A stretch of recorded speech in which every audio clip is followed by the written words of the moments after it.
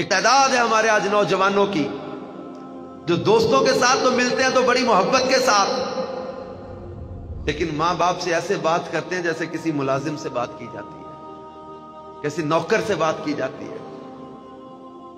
باپ کی محنت مشقت، سارا دن گھر سے باہر کام کاج محنت کرنا، تھک ہار کے رات جب اس کے سونے کا وقت آتا، ماں سارا دن گھر کے کام کرتی تھی، جب ان کے آرام کا وقت آتا تھا میں اور آپ رونے لگ جاتے تھے جب ہم بچے تھے۔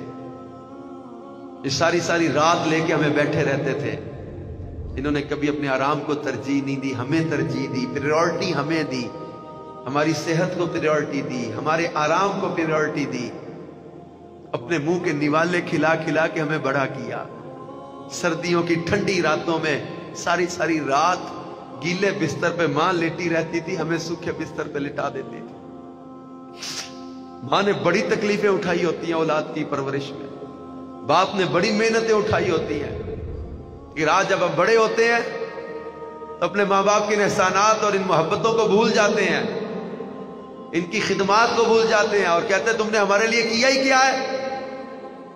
اور گھر جاتے ہو تم جوان ہو گئے ہو، اپنی جوانی اور بدماشی اپنی ماں کو دکھاتے ہو، شرم نہیں آتی؟ ماں ڈرتی ہے تم سے، تم اتنے بدماش ہو گئے ہو، ماں کو ڈراتے ہو، باپ کو ڈراتے ہو، گھر چھوڑ جانے کی دھمکیاں دیتے ہو، اور یہ ان کو ایموشنلی بلیک میل کرتے ہو۔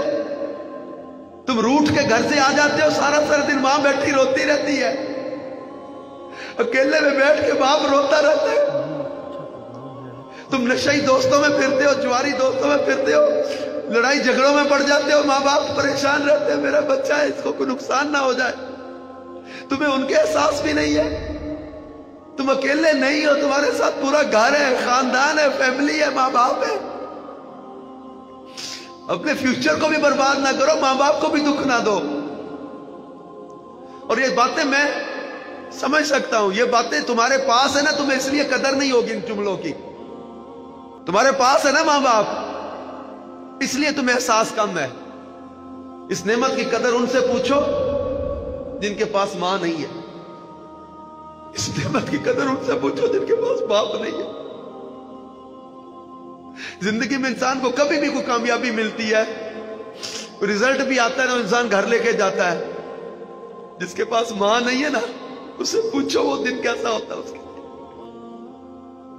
جس کے پاس باپ نہیں ہے جا کے خوشی سے بندہ بتاتا ہے کہ ابا جی میں پاس ہو گیا،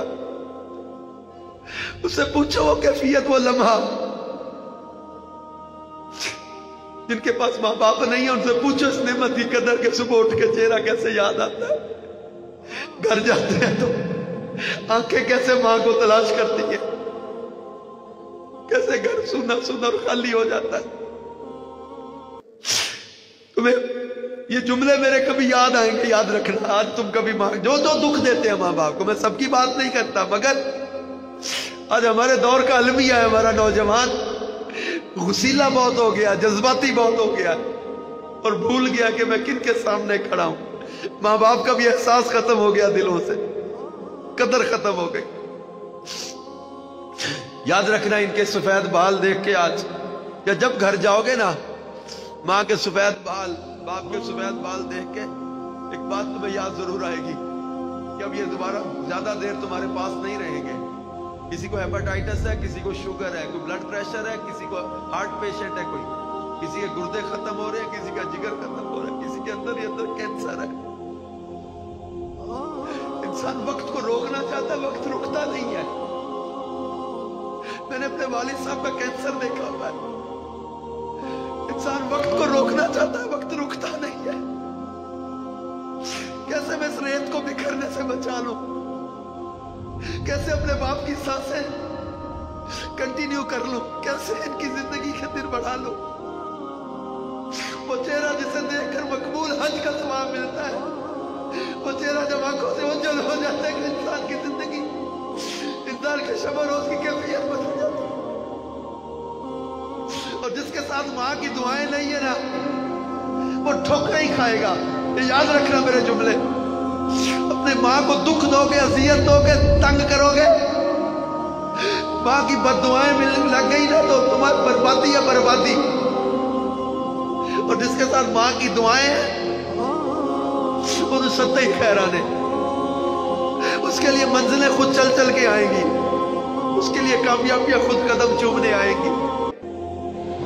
اپنے ماں باپ کا وہ احترام، ان کو سکھ پہنچانے والا، ان کو راحت پہنچانے والا کام کرو۔ نہ ماں باپ کا دل دکھائیں، نہ اپنے محسن اور کریم آقا صلی اللہ علیہ وسلم کا دل دکھائیں، حضور کا دل بھی نہیں دکھانا۔ اپنے اندر جذبہ یہ بیدار کریں اور پیدا کریں کہ ہم نے اب نماز قضا نہیں کرنی، اب ہم نے برے کاموں میں نہیں جانا، ہم نے برے صحبتوں میں نہیں بیٹھنا۔ آپ جانتے ہیں کہ ہم دعوت اسلامی والے، ہم مدنی چینل والے، ہم بیان کرنے کے لیکچر کے پیسے نہیں لیتے۔ ہمارا یہ شہر شہر جانا، سفر کرنا، یہ کسی کو کوئی کنفیوژن ہو گیا یار پتہ نہیں کتنے پیسے لیتے ہوں گے، ایک دن میں 4 5 جگہ بیان کر رہے ہوتے ہیں۔ نہیں، پیسوں کے لیے بھاگے نہیں پھر رہے، ایک درد بانٹتے پھر رہے ہیں، اور میری کمائی یہ آنسو ہیں، میری کمائی یہ آنسو ہے۔ ڈاکٹر اقبال کہتے تھے کہ نہیں ہے نا امید اقبال اپنی کشت ویراں سے، ذرا نم ہو یہ مٹی بڑی زرخیز ہے ساتھ، یہ آنسو میری کمائی ہے، یہ آنسو میرا سرمایہ ہے۔ بس اس جذبے کو اب دبنے نہ دینا۔ عشق رسول کے یہ محفل رسول میں، ذکر رسول کی محفل میں یہ آنسو جو چھلکتے ہیں نا، یہ قبولیت کی علامت بھی ہوتے ہیں اور یہ خاص لمحے ہوتے ہیں۔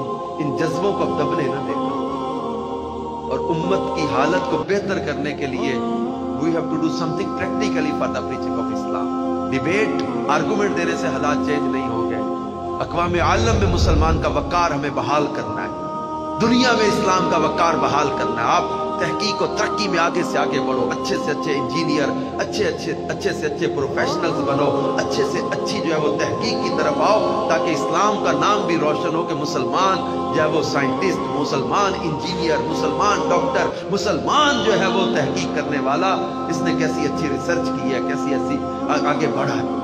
ہم اس مسلمان اسلام کا وقار بھی ہم دنیا کی نظر میں بحال کریں، ورنہ اس وقت تو حالت یہ ہے کہ راتوں کو اکثر یہ جملے زبان پر دہرائے جا رہے ہوتے ہیں کہ اے خاصان رسول وقت دعا ہے، امت میں تیری آ کے عجب وقت پڑا ہے، وہ دین جو بڑی شان سے نکلا تھا وطن سے، پردیس میں وہ آج غریب الغربا ہے۔ دیکھے ہیں یہ دن اپنی ہی غفلت کی بدولت، سچ ہے کہ برے کام کا انجام برا، فریاد ہے کشتی امت کے نگہبان، بیڑا یہ تباہی کے قریبان لگا۔